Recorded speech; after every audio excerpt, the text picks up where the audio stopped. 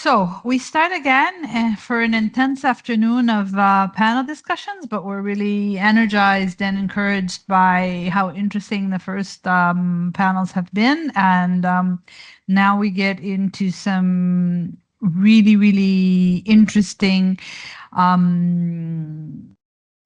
contributions and testimonies on collaboration in action, law enforcement practitioners' perspective, which is it's sort of rare and really valuable. I mean, we know how important policing is and how difficult it is in these situations, but actually hearing from some great examples from the field and from experienced practitioners that bring a wealth of knowledge to our day, I think was going to be extremely interesting. As I mentioned before the break, we have handouts for police officers on the WWP website, Tactics Materials for Police. And we have a quite big group of panelists.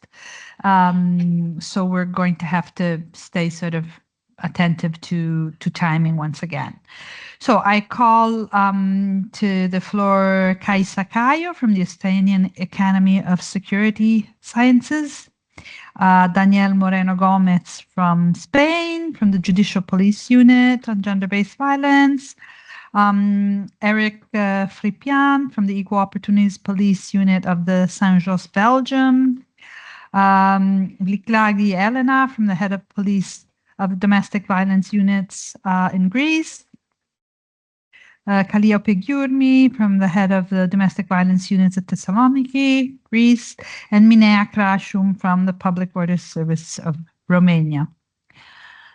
Thank you all for being here. We are really excited about hearing more about your experiences. And I will be briefly introducing you one at a time and asking you if you can keep it to 8 minutes, and I'll give you signs around 7 minutes so you know to sort of wrap it up. So our first, following the order with which I called you up, the first person to open the panel is Kaisa Cayo from the Estonian Academy of Security Science at Police and Border Guard College. She's a lecturer at the Estonian Academy of Security Science at Police and Border Guard College. And one of the topics that she teaches is to police students domestic violence, how to recognize it, what are the possibilities, the rights and obligations of police officers, and also how to help the victims and influence the perpetrators. Previously to that, she's worked for 17 years in police, mostly as a community police officer, but also in patrol. Solving cases of domestic violence is a large part of community police officers and patrol police officers' work. In dealing with domestic violence cases, responding to domestic violence calls in patrol, doing follow-up home visits, talking to victims and perpetrators, assessing risk, discussing cases, and finding solution with partners in a cooperation network. She now passes her experience together with the science-based knowledge to both working and future police officers.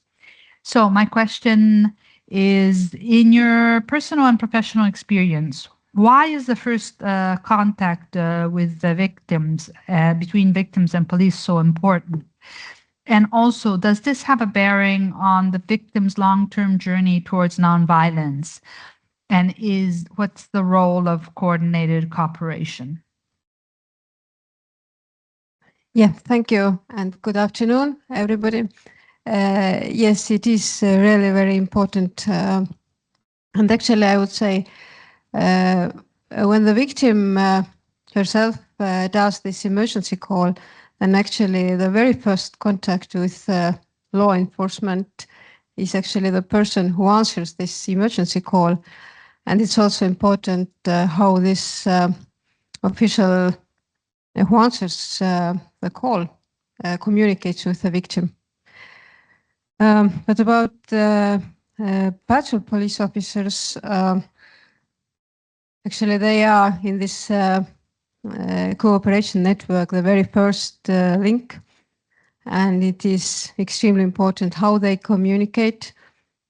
And usually the victim who made this call, maybe the first time in her life, he called the emergency number, and it requires a lot of effort and courage from the victim to make this call.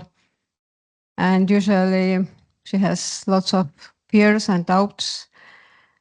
She doesn't know what is going to happen next, how the police is going to react, what the perpetrator is going to do.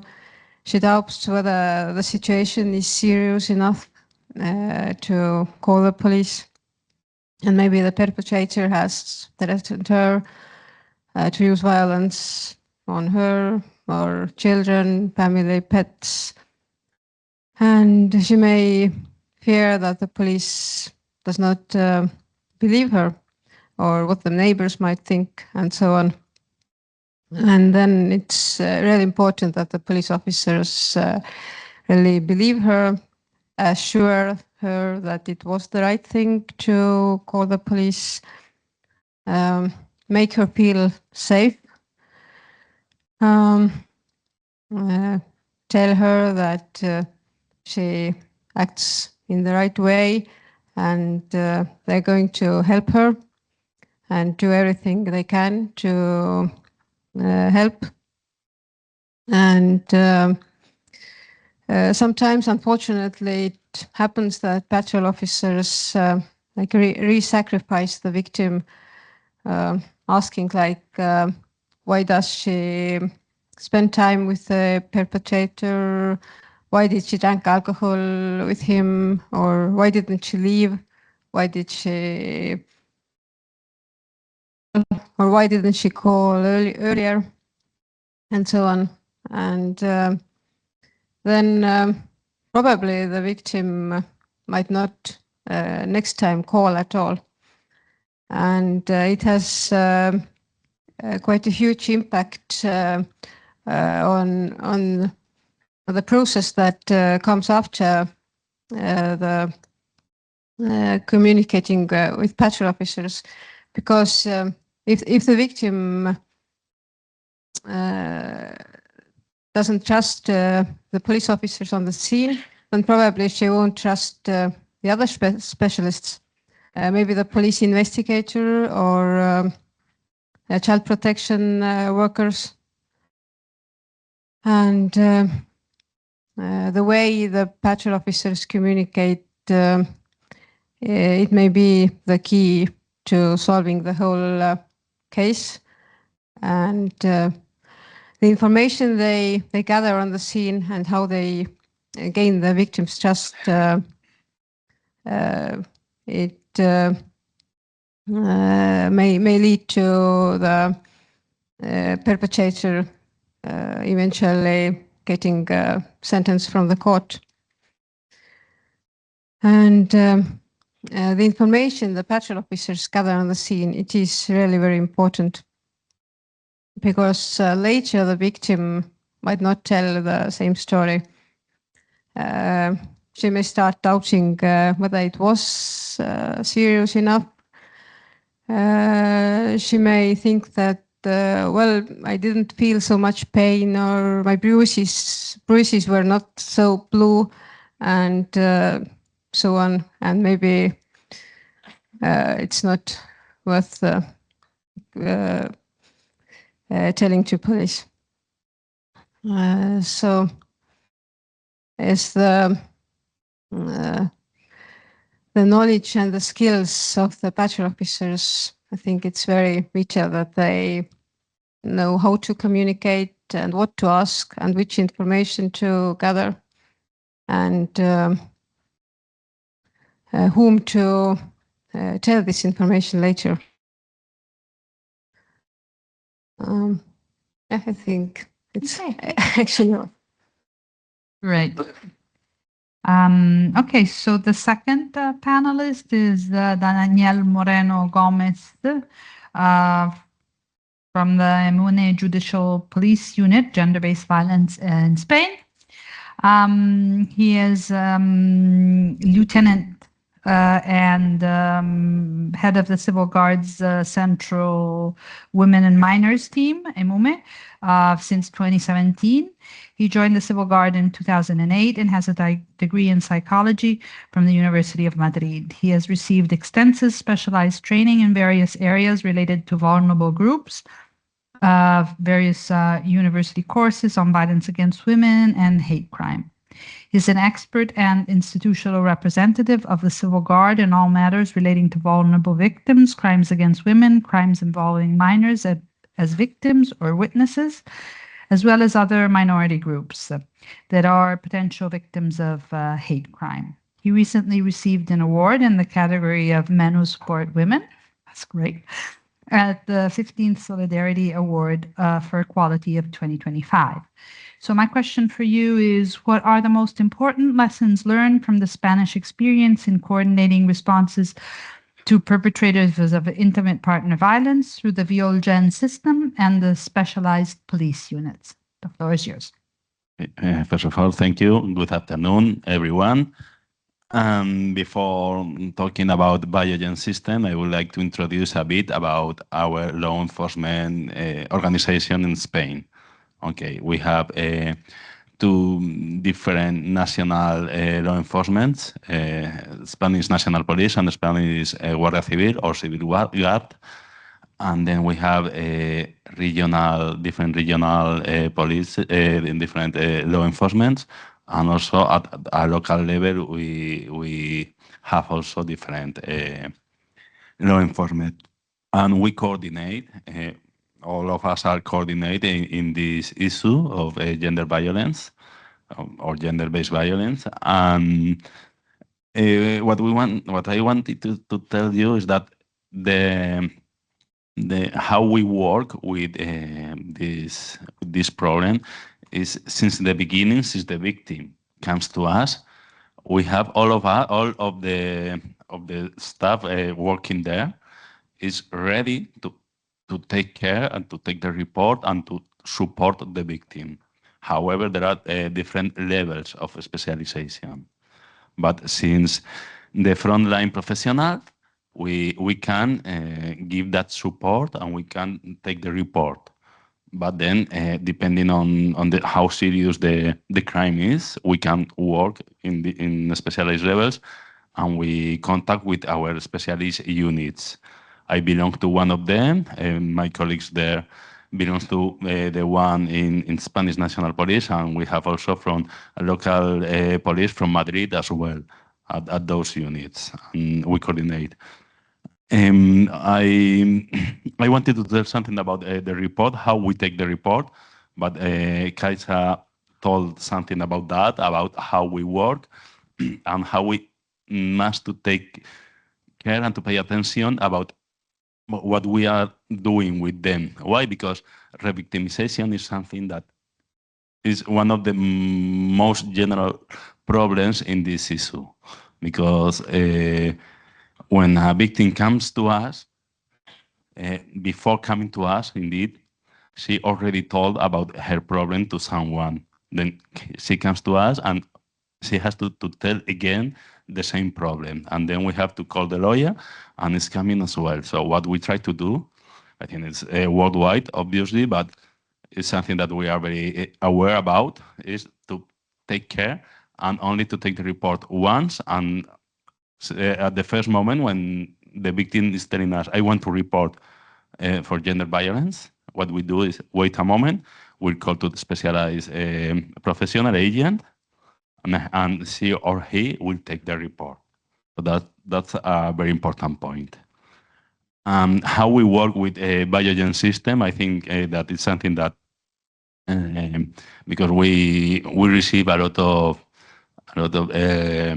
requirements about to explain how it works. The Biogen system is not only a police system; it's a multi-professional system, because also judiciary system, penitentiary system, social services are involved in this Biogen system. What is this Biogen system about? It's like a place where we collect all the information that we could gather about a case, not a victim or the author, but a case, because sometimes we can have a victim with several authors or the other way around. So what we have is in this, it is not a database, but in order for you to understand, I will talk about this base as we collect all these cases and we gather all the information, not only the personal information about them, but also what we are doing with this case since the beginning, since we take the report, also what social services are doing, also the restraining orders in the case that we have these restraining orders. So everything is uploaded there at the case. So every agent who needs to make this to check about this case, they can do it. So that's a very interesting point, because you can just go to the case and have all this information, remember all the things that we are doing with this victim, not only to take the report, but also what we do after that, the monitoring of this victim, which is, we think is most important. And when we take the report and we start including this case in the Biogen system, what we do is we do a police assessment, a police risk assessment. So what we want to do with that is to check the risk of that case, not only for the victim but also for the author. So we want to see how we can work with the case, and depending on the risk level, we have different police measures who are separately from the judicial measures. That's also a very important point, because the judicial measures, such as the restraining order, is something that is compulsory. But apart from that, what we have is these police measures looking for this even more protection for the victim. We think that is quite important. So even though the victim doesn't have any judicial measures, if we consider that the risk is high, we can implement this kind of measures. Also, with the monitoring, the case monitoring, it's always done by this specialized officer. That's very important, and the contact is. It depends on the risk level, but the idea is to contact with the victim as much as possible. But as I told you, depending on we have 4 levels: low level, medium level, high level, and extreme level. And how we contact with the victim, also what we do with the author, depends on these risk levels. So that's also.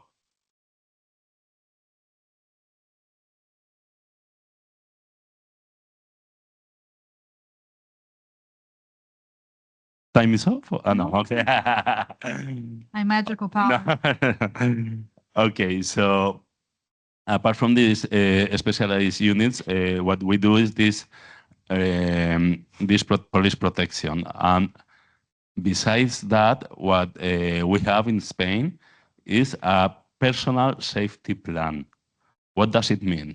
It means that the officer with the victim, we talk to her and we see what we can do, what measures she can take by her own to protect herself in depending on the case. For instance, when there are minors involved, maybe with digital devices or so on. So that's also a very important point. So it's something I think is one of the improvements that we can offer here, and we can show to the rest of you.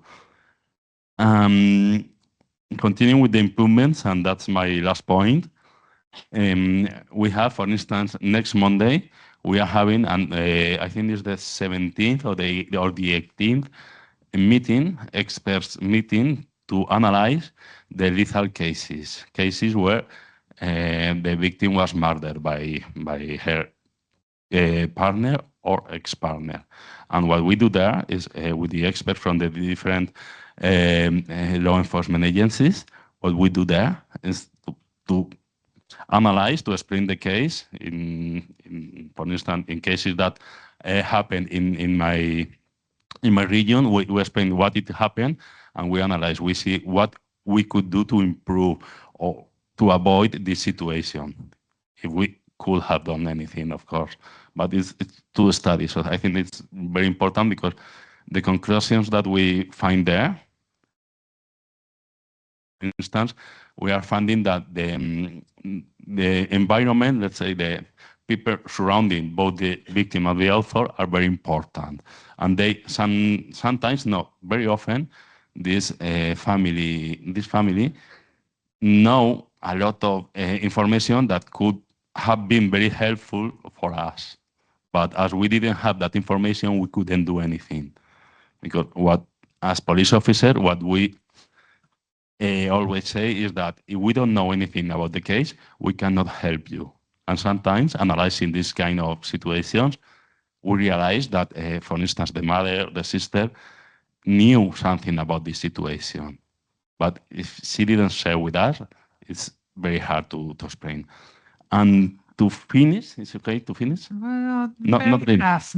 That was supposed to be the last one. Okay, so let's check the most important thing about that. And to finish, I forgot to tell about the Zero Protocol. Is something that is implemented in Spain, which means that we don't need to have the report of the victim.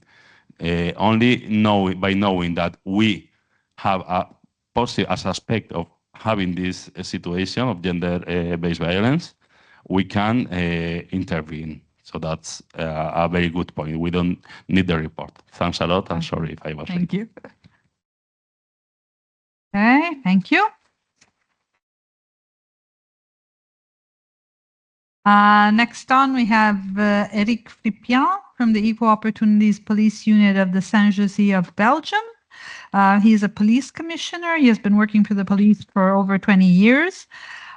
He started as a patrol officer, then became a brigade chief, then an operational supervisor at a police station, then community relations director at the Saint-Josse police station, and finally community relations director for the Brussels North police zone. He has worked to raise awareness and provide training on how to better care for victims of domestic violence. And he has participated in many training courses on domestic violence. And as part of his duties as community relations director at the Saint-Josse police station, he has had the opportunity to participate in the domestic violence platform set up by the municipal administration. Within these actions, he came to know of the tactics projects, and he proposed the participation of the police zone in the European project. So my question to you is, could you give us a specific example of the application of a risk analysis tool in a local municipality within the context of multidisciplinary collaboration? First, my answer is very clear in my head, but in French. So I hope it will be so clear for you in my English. Firstly, I would give you some background information specific to Belgium. In Belgium, the domestic violence is a priority of justice, and we have a designated and specialized prosecutor. This prosecutor has drafted a lot of circulars, and one of these circulars is a risk assessment grid. And with this grid, the police colleagues are enabled to analyze several danger indicators. In every complaint for domestic violence, my colleague must use this grid. And with this grid, they can analyze, like I say, the danger indicators. Two of the main danger indicators are the acceleration and the worsening of events, but not only. For example, they must know everything about what happened before and what are the intention of the victim and the suspect. I always say that the case is a photography of the event, and this analyzed grade is a movie of all what happened. After the grid, they must have a communication with our prosecutor, and they explain the case, and they are talking about this grid. And they decide then if there is any urgent task to be implemented or not. For this colleague, it's finished, but it's not finished for all servers. Daily, we have a second analyze with the same grid, but with another team, and always to looking for the same and to answer to the same questions. Is this something that we must make for the victim and for the security of the victim? For example, we can ask to the prosecutor if we can keep the suspect in custody to give time of the victim to find a solution. Another solution is to ask an interruption of residence for the suspect, and so many other example. After this daily analyze, we have a third analyze, a weekly meeting with an expert group to see first the quality control of the case, and always to answer to the same question, is this something more that we have to make for the victim? One of my job then is to decide if I organize a specific debriefing with my team or not, and specific debriefing with my colleague who made the case. This debriefing is for the worst case, unfortunately, but it's always for a very good job. To say to my colleague, yes, perfect job, the perfect job you made, but maybe sometimes because something was wrong. What the prosecutor asks is in theory. What my colleague have to do practical is not so easy. When I give the training to my patrol, I say, take your time, let time to the victim. The answer is always the same. Chief, we don't have time. We don't have any time. The second complaint is waiting, and we have a lot of job. It's real, but the domestic violence case must be our priority. It must be really our priority.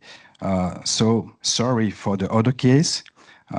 We have other police station, we have other team, but when you keep this case, you take your time for this case. I hope it's work, but unfortunately, we have 3 feminicide, yes, thank you, in Brussels, and that will say it's not enough, or answer is not good enough. So our mindset stay the same. What must we do? What must we do for the victim? What need the victim, and what ask the victim? Thank you.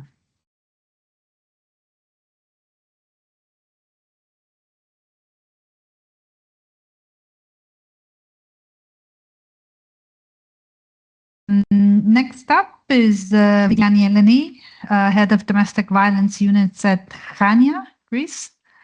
Lieutenant Viglani Eleni is head of the domestic violence police department of Chania and has been involved in domestic violence since 2015.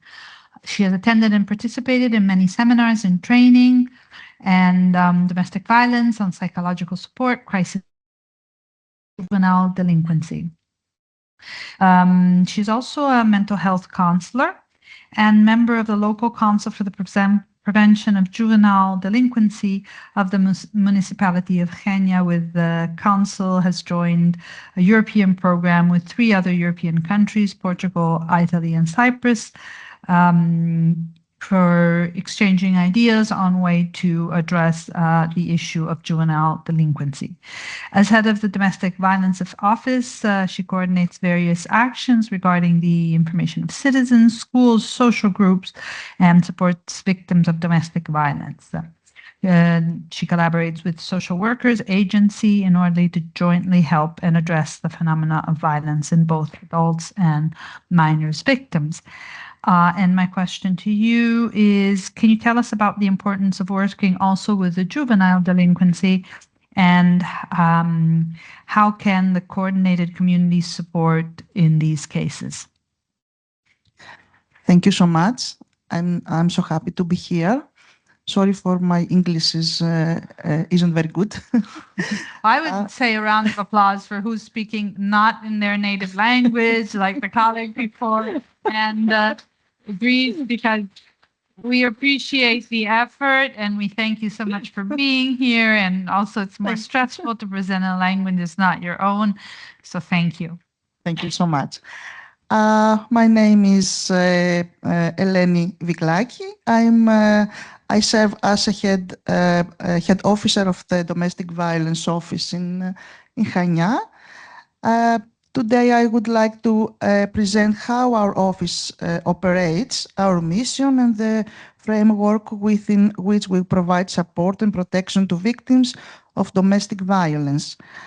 Our Domestic Violence Office operates under the official framework of the Hellenic Police and the alignment with national legislation and international human rights standards. Our primary mission is the prevention, investigation, and effective response to incidents of domestic violence, while ensuring the safety, dignity, and confidentiality of victims. First and foremost, accessibility is a key priority. Our office operates 20 hours a day, either directly or through coordinated police services. Victims can report incidents in person, by phone, or through referrals from other services. We cooperate closely with the National Support Hotline 15900, operated by the General Secretariat by Demography and Family Policy and Gender Equality, immediate guidance and psychological support to victims. When a report is received, our procedure begins with a risk assessment. In this time, I can tell you also that if a victim doesn't want to have a statement, the policeman will have a statement of what he heard from the victim and make the report to the prosecutor. And in this case, the perpetrator will arrest, even with my statement. Victims are afraid, the most of times, not to tell what happened to them. They are afraid the reaction of their husband after the court. They afraid of their parents, of their husband, or their friends, or their relatives. In our town, there are many villages in the mountains that people are very strange with the behavior. most of them have guns or drugs. So you understand that it's too difficult to get there. And if we get a telephone from one woman who lives in their villages, we search if this man has gun in their house, if there are children in their house, and we get there with the special services. We enter the house and get the guns or the drugs. But it's very difficult to put together all these services in a little time. It's very difficult. So we evaluate the level of danger, particularly in cases involving threats, weapons, or previous violent behavior. Immediate protective measures are taken when necessary, including the arrest of the perpetrator in cases of flagrant delicto in accordance with Greek criminal law. Our office follows a victim-centered and trauma-informed approach. This means we prioritize the victim safely, avoid secondary victimization, and ensure respectful communication at every stage. We provide clear information about legal rights, restraining orders, and available protective measures. I can tell with that in our office, we have a special room for children that if we bring all the family in our office, this special room, it's a room that can stay children, play, listen to the music, or sleep, while we'll have to get the statement of their mother and arrest their father, and don't have to see all this scene. And their mother be afraid of this procedure, their father been arrested, and all these things. So we have this special room for children to have fun for a while. That's all I think. Okay, great. Thank you very much.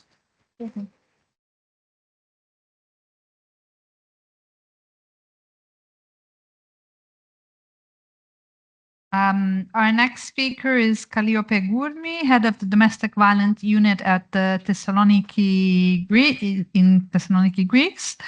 She is a police captain and graduate of the Hellenic Police Officers Academy. In 2014, holds a law degree from the University of Thessaloniki, and she currently serves at the Thessaloniki Police Directorate, and since 2021 has been assigned to the Domestic Violence Response Office, where she contributes to the strategic coordination and supervision of operational units responsible for the handling of domestic violence incidents.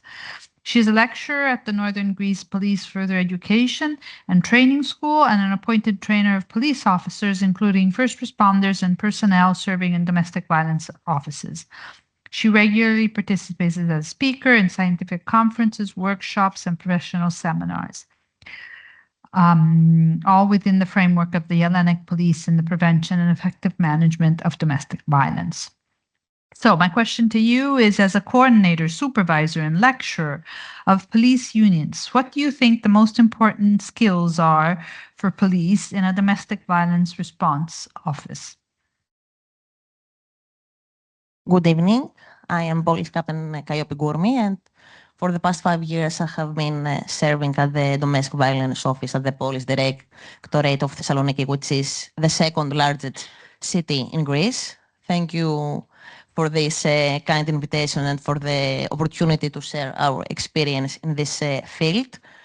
So before I answer to the question, I want to share with you our best practices developed by the Hellenic police in handling domestic violence officers, and then the skills that are required by a police officer for the proper handling of these cases. So the most important practice that we have developed is strong coordination between all the different police authorities involved in domestic violence cases. In every major city of Greece, different police units may involve in the case of domestic violence. For example, local stations, specialized domestic violence offices on operational level and on strategic level, emergency response units, and of course, criminal investigation units for serious crimes. All of these police authorities are supervised by one senior officer who is on call on a 24/7 basis and gives instructions to each police authority about the proper handling of these cases. So this ensures that each case is monitored and strongly coordinated, and this system also helps us all to share information quickly, avoid delays, and most importantly, protect the victim quickly. Domestic violence is not only a criminal issue, it's a social one also. For this reason, we have realized that cooperation with other authorities or stakeholders is essential. So in Thessaloniki, we have developed a very close relationship, and we work closely with prosecutors, judges, forensic doctors, or social services. And in urgent cases, we escort the victim for forensic examination to secure medical evidence. We inform the prosecutor immediately so that protective measures can be imposed. We connect the victim with social services for psychological support or legal counseling or whatever the victim. So immediate communication, direct communication between all these professionals is essential, and improves, of course, protection.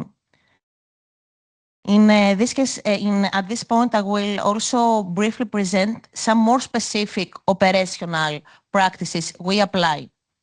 In urgent cases of physical or sexual abuse, in which incident the perpetrator has been arrested and is due to go to the court, given the fact that the forensic examination may have been already conducted, but the final report won't be ready on time to the court, we request immediate medical documentation from the hospital if the victim goes there. And that really helps the prosecutor at first to understand the seriousness of the injuries, and that also strengthens the case.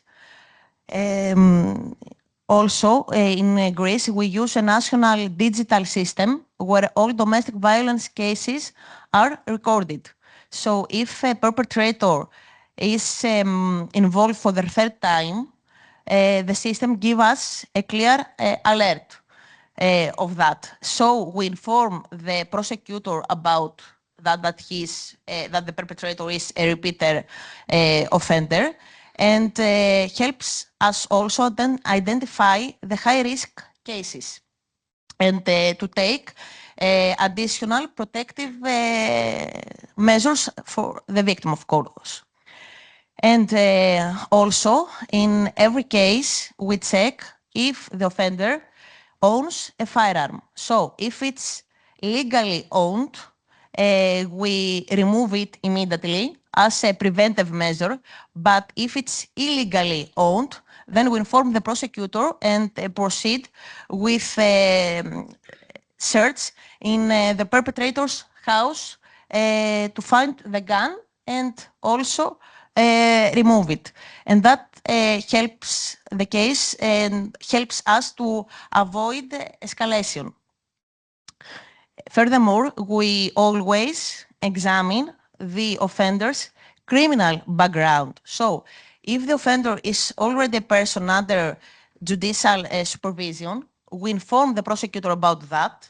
And at the same time, we inform the competent judicial authority about that in order to more steps be made in that field. For example, the judicial authority may issue an arrest warrant and order the offender to be remanded in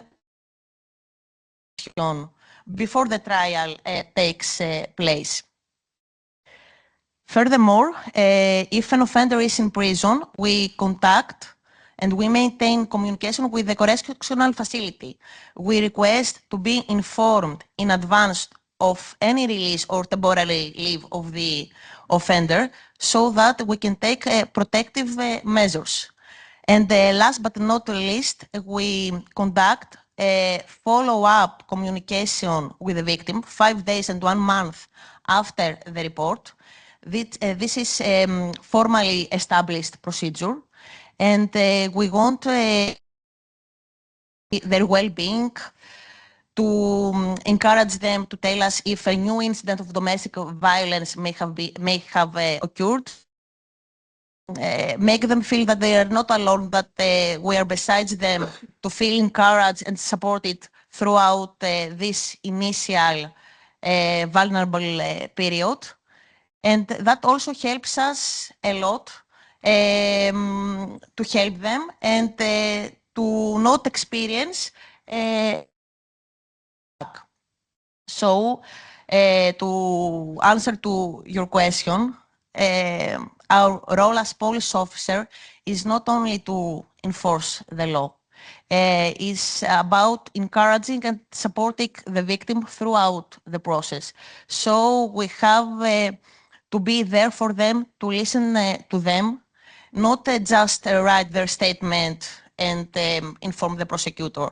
It's about being besides them and to give them instructions, to maintain communication, to connect them with every other social service or what they need. And that has helped us a lot in Thessaloniki, because many victims, after the report has gone to the police department and said that they have a new problem with the perpetrator, and and we can take so many protective measures. For example, police surveillance of their residence. And that is possible because the victim trusts us and tells us that information. To conclude, it's about a continuous effort. Protection is not a single condition. We have constantly watch these cases, and because behind every case number is a person who needs safety, stability, and trust in institutions, and we should provide all that to them. Thank you. Thank you.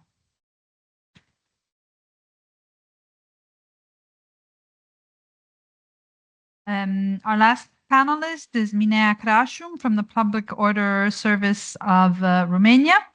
Minea Crashum is a Romanian police officer with nearly 2 decades of experience in public order and safety. He has worked as a field officer and coordinator, with a strong focus on domestic violence intervention and proximity policing.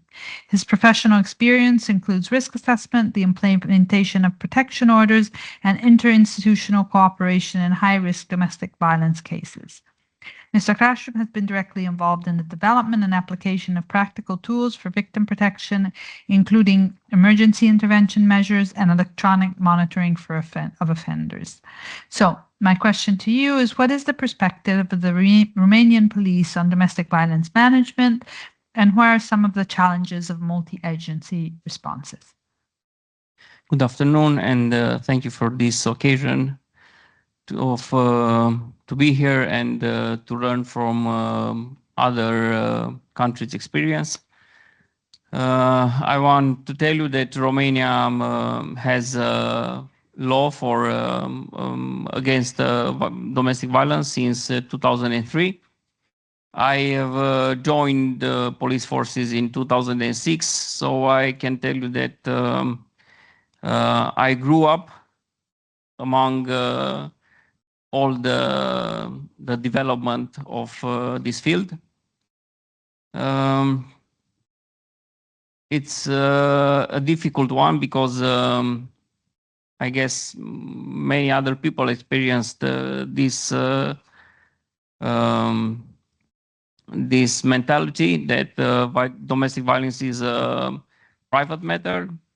So before Romanian Revolution, this subject was taboo.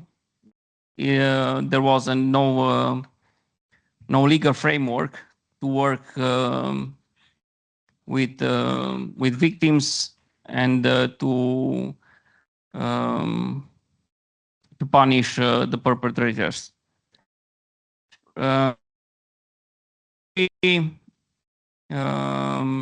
This law against domestic violence was more declarative one with a lack of proactive measures. After that, in 2016, Romania joined the Istanbul Convention, and in 2018 it came the protection order with temporary protection order and the protection order issued by a judge.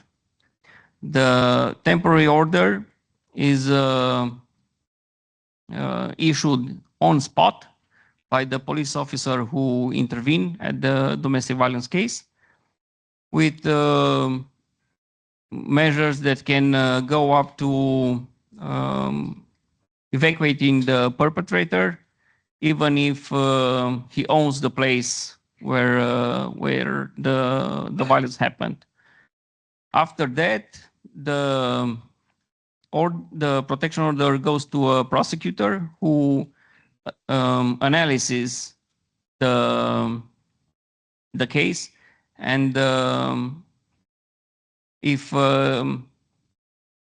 what police officers wrote in the report, he considers that is actually a risk for the victim, he sends the complaint to a judge. After that, the judge can issue protection order, which can last for 12 months maximum.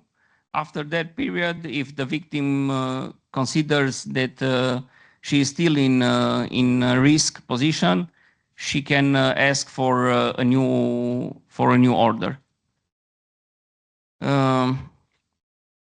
As I said,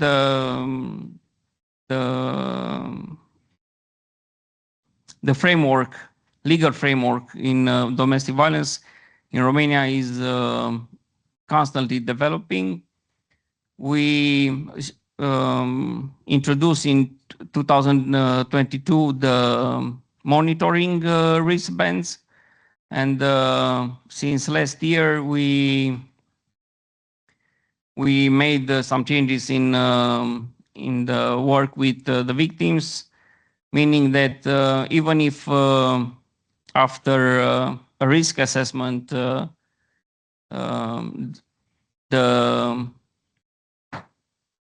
the conditions for issuing a protection order isn't reached, the victim is put in a monitoring case, and she's contacted in 5 days or 30 days, depending on how big the risk is for her.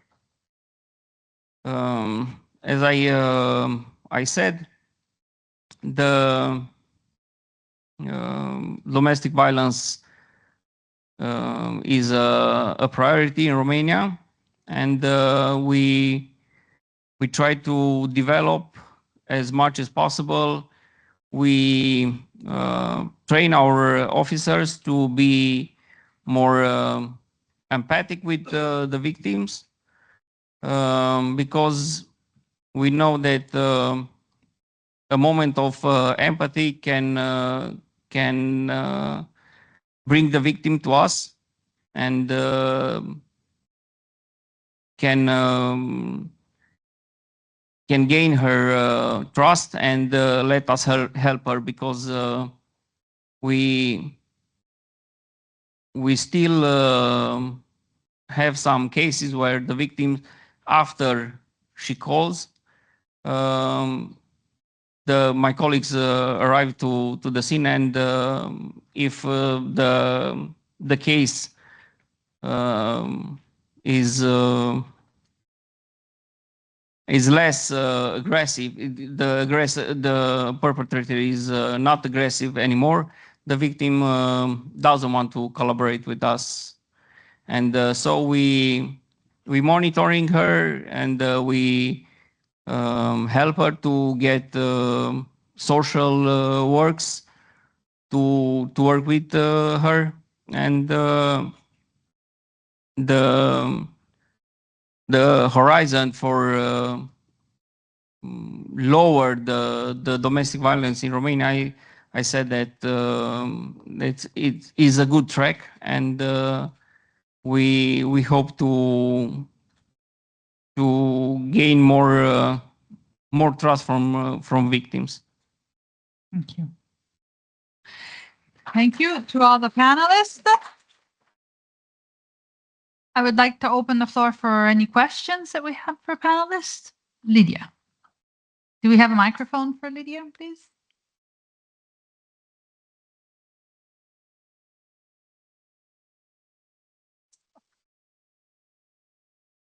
Thank you. First of all, I want to thank you for your engagement against violence, domestic violence. And secondly, I want to know, some of you mentioned risk assessment tools. Were they developed in your country, or do you use some of these international tools? I would like to know. I mean, there's ODARA and Danger Assessment Scale and all these. What do you use? Is the question to somebody specifically? Well, it was mentioned, several mentioned it. Okay, so it's for everybody. The different assessment, if there's any specific risk assessment that is used, if it's something developed specifically within your context, or. Okay, thanks for the question. In our case in Spain, is developed by Spain, and it started in 2007. And it has been developing and changing, and now maybe in a couple of months, because we have several indicators to assess the risk. They have been changing during this period of time, and now we are studying. Spain is studying to include different indicators, such as how do you call, for instance, a minor risk. Let's say that it will focus more on minor. We already have these minor indicators, but there will be more focus on that, and also with technologies as well, with not AI, but with technologies. We will include some indicator with the use of technologies to offend. So that in our case, that's what we do. With all the cases that have been uploaded in the system, we analyze all of them, and we study what we are doing and what is the risk of less than, I think it was 23 years old, for instance. It can be more riskful to commit again another episode. So that's how we study it. It's a national tool with the data that we collected formerly. Okay, thank you. Yeah, this way. Yeah. Well, in Estonia, we have also a risk assessment system.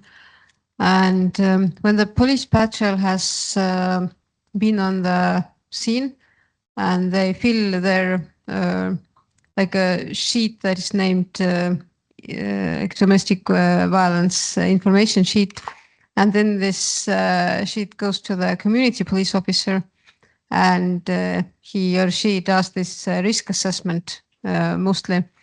And we have several risk factors that they take to account. Well, for example, if the case is it's not for the first time, but repeated, or if there is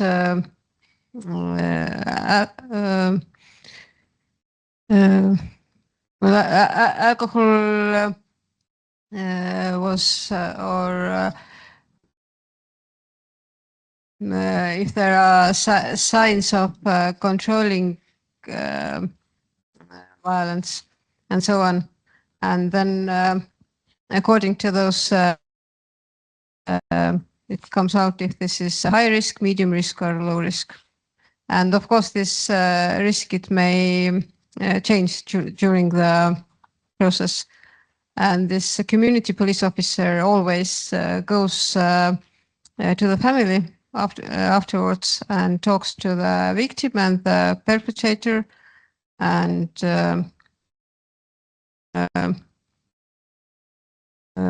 well, this risk assessment may change in the course of this. Thank you. Maybe we can hear Belgium or Greece first. Yeah. Yes, our Greece. Sorry, but it's a really good idea, I think, to keep the experience of the. We want to develop the same grid, but only for the victim. So you do, or you develop? Okay, perfect. Well, yes, this we risk assessment tool is the law, but we are waiting ministerial decision that we and define a formal type of that. But at the meantime, we evaluate the risk and the danger through in Hellenic Police. If the offender has, if the offender is a repeat offender, through the questions that, for example, if the offender has, if he or if the perpetrator has a mental illness, he is unemployed, the perpetrator allow the victim to go, wants the victim to be isolated. So all these informations by our system in the Hellenic Police and from the questions from the victim are gathered and are evaluated by the police officer who handled the case and by the senior officer who coordinates all the police units handling in case domestic violence. Then we decide how to proceed with these cases. Additional protective measures should be made to that data collection. So we are for the formal type. Basically, you're using risk factors that you've chosen some risk factors based on the experience. They are not formally established. Right. For example, 1, 2, 3. We have instructions by our headquarters how to examine the victim, what to ask them. In terms of the choice of the risk factors, they are not sort of taken from a specific risk assessment. No. They're sort of individualized and sort of we have instructions from our headquarters to ask the victim certain questions, 1, 2, 3 questions specific, but they are not established as a risk assessment tool. Okay. But are there questions on risk factors? But yes, this question indicates some risk factors. Okay. Yes. Thank you. What about Romania?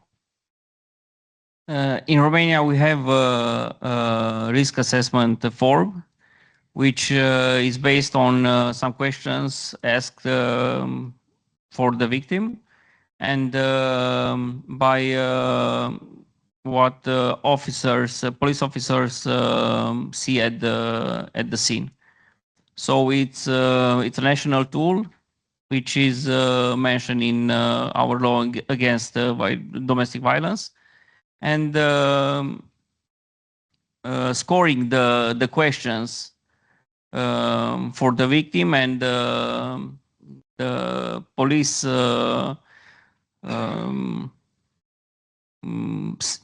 what the policeman sees at the scene. We manage to establish if the risk for the victim exists or it doesn't exist. If the form comes out with no risk, the victim is instructed to go to a judge and ask for the form. But if the form comes out with a risk, the policeman issues a restraining order at the scene. Does it have a name? I think you said Q something. What's the name of the risk assessment tool? Does it have a name? FAIR, risk. FAIR, FAIR, F-E-R, yes. Okay. Thank you. Thank you. We would love to go on and to ask many more questions. It's really invigorating to hear such dedicated professionals, but we have another panel now, so I would thank you for your participation.